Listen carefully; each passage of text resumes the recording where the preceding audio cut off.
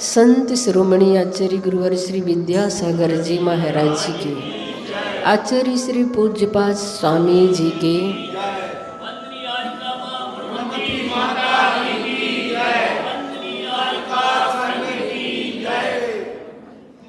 इष्टोपदेश ग्रंथ समापन की ओर है और हमने वास्तव में इस इष्टोपदेश ग्रंथ को जाना और समझा, जो हमारी जिंदगी के अंतिम समय तक, अंतिम श्वासों तक इसी ग्रंथ की सार्थकता हमारे जीवन में रह जाती है।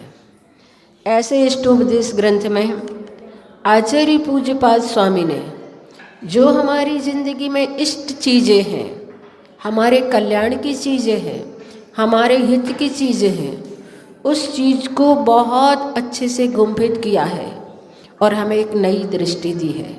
आज हम फिर समझेंगे कि मुमुक्षु का कर्तव्य क्या होता है और वह अपने जीवन में किस प्रकार से मोक्ष की अभिलाषा को रखता है।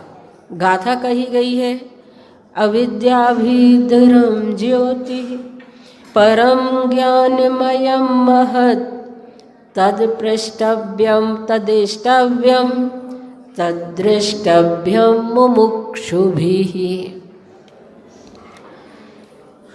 यहाँ पर अविद्या भी दूरम, अविद्या यानी कि अज्ञान, अंधकार को नष्ट करने वाली परम ज्योति, उत्कृष्ट ज्ञान स्वरूप केवल ज्ञान, महत् ज्ञानमयम, जिस ज्ञान की विशेषता बताई गई है कि वह महान ज्ञान रूप है, जिस केवल ज्ञान के होने पर तीनों लोकों और तीनों कालों को हम एक साथ युगपत जान सकते हैं।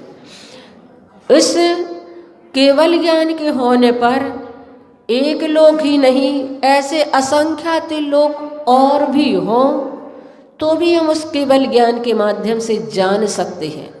ऐसा महान ज्ञान वह केवल ज्ञान माना जाता है, जिसके अंदर वह उत्कृष्ट परम ज्योति उत्पन्न हो जाती है। वह महान ज्ञान रूप है मुमुक्षु भी। मोक्षाभिलाषी पुरुषों को, जिनको वास्तव में इच्छा है मोक्ष प्राप्त करने की, जिसको वास्तव में चाहत है अपने अनंत सुख की, ऐसे पुरुष तत्पृष्टव्यम, उसी के विषय में उन्हें पूछना चाहिए। तद्दृष्टव्यम तदेष्टव्यम, उसी को पाने की उन्हें इच्छा करनी चाहिए, उसको ही पाने का उन्हें प्रयत्न करना चाहिए, और तद्दृष्टव्यम, उसी का ही दर्शन करना चाहिए। 5 ज्ञानों में से केवल ज्ञान एक ऐसा ज्ञान है जो सकल प्रत्यक्ष ज्ञान कहा गया है। प्रत्यक्ष ज्ञान तो 3 ज्ञान होते हैं, परोक्ष ज्ञान 2 होते हैं। मति ज्ञान और श्रुत ज्ञान ये 2 परोक्ष ज्ञान होते हैं। अवधि ज्ञान, मनः पर्याय ज्ञान और केवल ज्ञान, ये 3 ज्ञान प्रत्यक्ष ज्ञान होते हैं। इन 3 ज्ञानों में एक देश प्रत्यक्ष और सकल प्रत्यक्ष के रूप में अवधि ज्ञान और मनः पर्याय ज्ञान एक देश प्रत्यक्ष है और केवल ज्ञान सकल प्रत्यक्ष है। ऐसे केवल ज्ञान की यहाँ पर महिमा गाई गई है, जिस ज्ञान को प्राप्त करने के बाद फिर कभी छूटता ही नहीं है। अवधि ज्ञान तो होकर के छूट जाता है, मनः पर्याय ज्ञान भी होकर के छूट जाता है, लेकिन केवल ज्ञान ऐसा ज्ञान है जो एक बार उत्पन्न हो गया फिर अनंत काल तक हमारे जीवन में रहता है। और जरूरी नहीं है कि मनः पर्याय ज्ञान और अवधि ज्ञान हो ही हो। अगर ये ज्ञान ना भी हो तो भी हमें मुक्ति मिल सकती है, तो भी हमारे जीवन में मोक्ष घटित हो सकता है, लेकिन केवल ज्ञान के बगैर हमारे जीवन में वह मोक्ष हमें प्राप्त नहीं हो सकता है। ऐसे केवल ज्ञान के लिए यहाँ पर कहा गया है, उस केवल ज्ञान को मुमुक्षु के लिए उसके बारे में पूछना चाहिए। कोई केवल ज्ञान कौन सी गति में हो सकता है? क्या नारकी केवल ज्ञान उत्पन्न कर सकते हैं? क्या त्रियंच अपने जीवन में केवल ज्ञान उत्पन्न कर सकते हैं? क्या देव लोग सर्वार सिद्धि के देव जो 33 सागर तक सिर्फ तत्व चर्चा ही करते रहते हैं, क्या उनके जीवन में केवल ज्ञान घटित हो सकता है? ऐसा मुमुक्षु पूछते रहते हैं, पर उन्हें उत्तर मिलता है नहीं, उनके जीवन में ये घटित नहीं होगा। अगर केवल ज्ञान प्राप्त होता है तो सिर्फ मनुष्यों को, सिर्फ और सिर्फ मनुष्यों के जीवन में ही वह प्रस्फुटित हो सकता है, केवल ज्ञान रूपी ज्योति प्रज्वलित हो सकती है। और इंद्रियों की अपेक्षा से पूछा जाए तो एक संगी पंचेंद्री जीव जो होते हैं वही ऐसा प्रयास करते हैं जिनके जीवन में वह केवल ज्ञान का प्रयास और पुरुषार्थ सफल हो जाता है। और जैसे ही वह केवल ज्ञान प्राप्त होता है तो न वो संगी रहते हैं और न असंगी रहते हैं।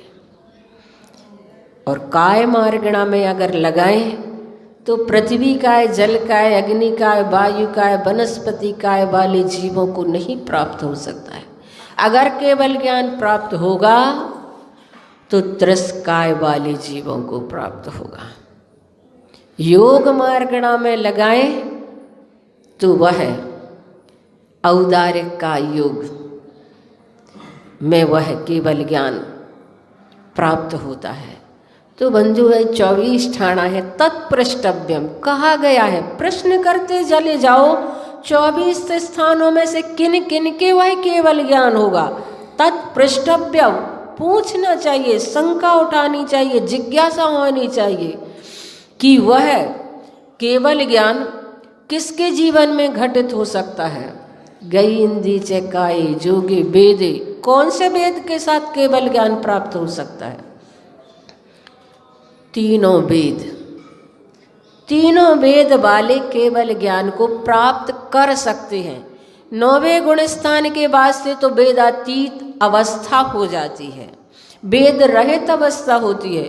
लेकिन पहले गुण स्थान से लेकर 9वें गुण स्थान तक तीनों वेद चलते हैं। वेद की बात कह रही हूँ, लिंग की नहीं। वेद का मतलब होता है वेदन करना, अनुभव करना।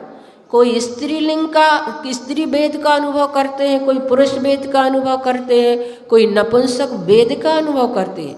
और ऐसे तीनों वेद वाले मोक्ष प्राप्त करने के लिए उद्यम हो सकते हैं। और 9वें गुण स्थान के बाद वेदातीत अवस्था होती है। आप लोगों को मन में शंका होगी कि हमने तो सुना है कि जो कुछ भी होता है पुरुष वेद के साथ ही होता है, स्त्रियों को तो ऐसा अनुभव, ऐसा अधिकार ही नहीं है। तो द्रव्य स्त्री की बात है कि जो स्त्री वेद, द्रव्य स्त्री वेद, तो वो कहलाता है जिससे पुरुष से रमने की इच्छा हो। पुरुष वेद वो कहलाता है जिससे स्त्री से रमने की इच्छा होती है। और नपुंसक वेद वो कहलाता है जिसे दोनों से रमने की इच्छा होती है।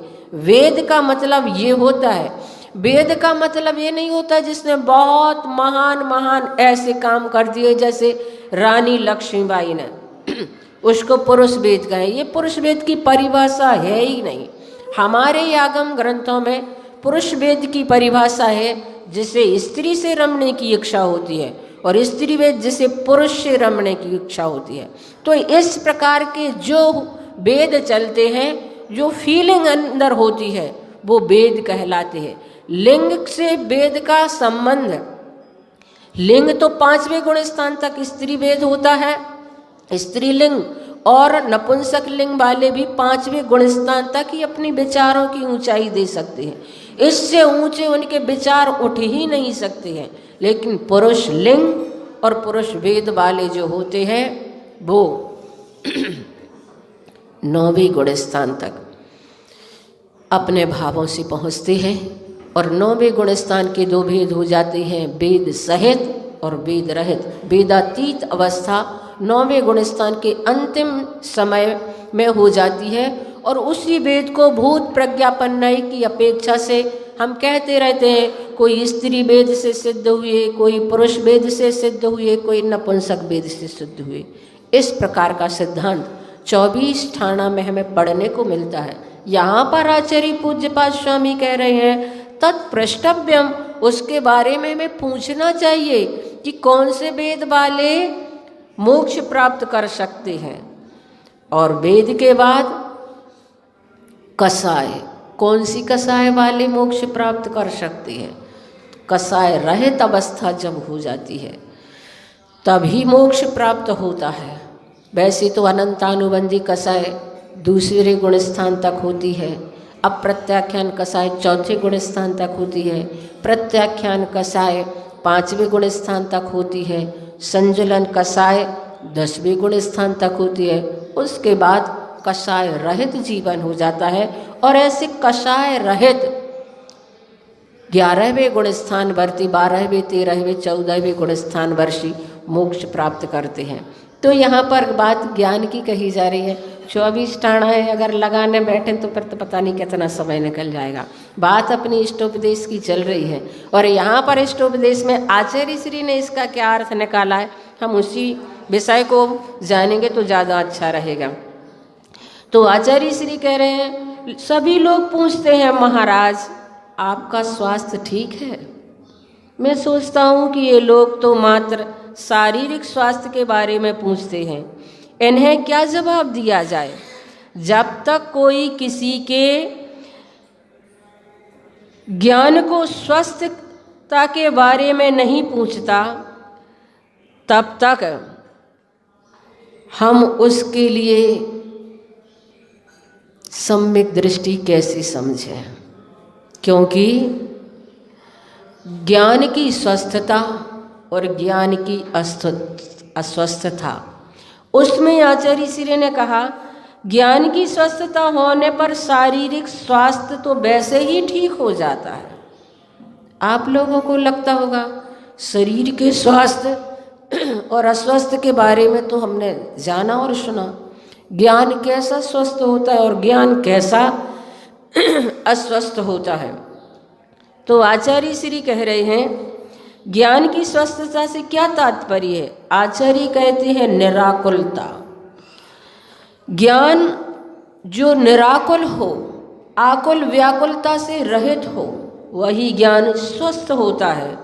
और जो ज्ञान आकुल व्याकुल होता है, राग द्वेष मोह से सहित होता है, विषय कषायों से युक्त होता है, वह ज्ञान अस्वस्थ ज्ञान माना जाता है। अतः मुमुक्षुओं को अपने ज्ञान को स्वस्थ जानने का, स्वस्थ बनाने का प्रयास करना चाहिए। हमारा ज्ञान अभी अस्वस्थ है, हमारा ज्ञान अभी राग द्वेष से सहित है, हमारा ज्ञान अभी विषय कषायों से सहित है। हमें जहाँ कुछ लाभ मिलने लगता है हम अपने ज्ञान का उस और उपयोग करने लगते हैं। जैसे कि मैंने पढ़ा था कि एक ब्राह्मण विद्वान राज दरबार में पुरोहित था। वह प्रतिदिन राजा को उपदेश सुनाया करता था। एक दिन ब्राह्मण विद्वान को अति आवश्यक कार्य से बाहर जाना पड़ा, तो उसने राजा को उपदेश सुनाने का कार्य अपने बेटे को सौंप दिया। बेटा गया, राजा को उपदेश दिया और राजा से कहा कि धर्म ग्रंथ का उद्धरण हमें मिलता है कि जो एक बूंद भी शराब पीता है वह मरकर सीधे नरक जाता है।